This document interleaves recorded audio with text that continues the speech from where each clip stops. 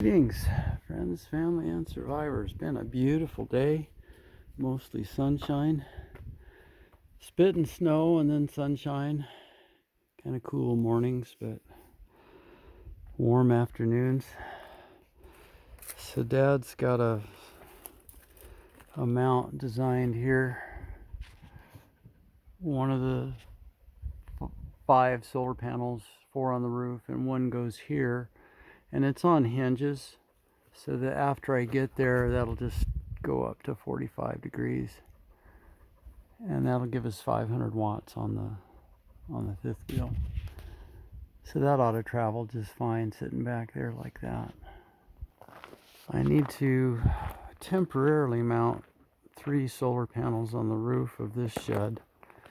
But when we get it up on the mountain, the roof metal's coming off, and 16-foot extensions on both sides, and then new roof metal. And then one side will be wood storage, and the other side you pull a car underneath here to work on it. And this is kind of the shop for a while.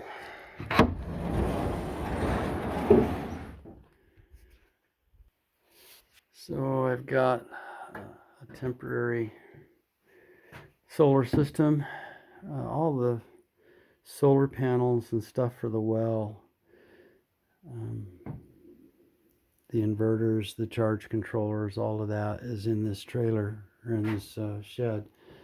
And there's the Tesla batteries. So Dad built a bench for me,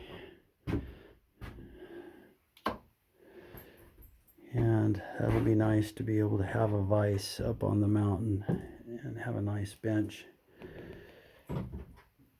And there's 2 fairly new 100 amp hour, 110 amp hour deep cycle batteries that were in the fifth wheel before we converted it to lithium. So to keep these batteries alive, I might as well put them in service. So this is the solar system from the chicken coop, and it's run the chicken coop for almost 6 years now, flawlessly. And it was just something I threw together with parts that I had. This little shunt's kind of cool because when your batteries are charging, this shows the current that's going into the batteries. And it's just a quick way to look and see if your solar's putting out what it's supposed to. So I've got an 1100 watt inverter there that used to be in one of my camp trailers.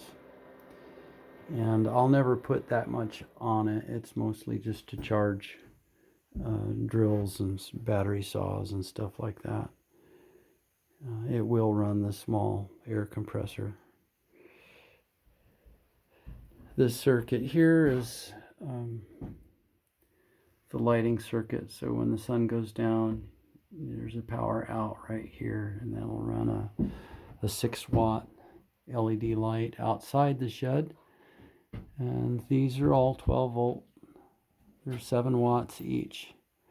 So what I have is I've got a 40 amp fuse on number 8 wire going from the batteries up to the charge controller. And then the lighting circuit actually has a fusible link, a 15 amp fuse in this box. It looks just like these guys. So you'll pop the fuse before you ever overload. So if somebody were to pull too much current on any of the light sockets, then it's fused. It's not going to start a fire, so that's a good thing. So I think this is ready to go on the mountain as soon as I get those solar panels mounted. Got a number 10 wire that goes up to a junction box right there, and so the solar will come into that junction box, and that'll be it. So I've got these Solec solar panels. They're really quite amazing. I think they were, I don't remember now, they might have been 2004. And they're kind of cool. They're 70 watts, monocrystalline. They were my first one. These are the ones that started the whole thing. I got these for pretty cheap and took my refrigerator off grid, and that's what started the whole thing. So we took the 100-watt Renogy panel off the water caddy, and I'm going to put a 50 back on here. 100 watts was more than it ever needed for that little pump, so I'll put a 50-watt back on there and put the outdoor shower back into service. All right, hope everybody's doing well. Have a blessed night.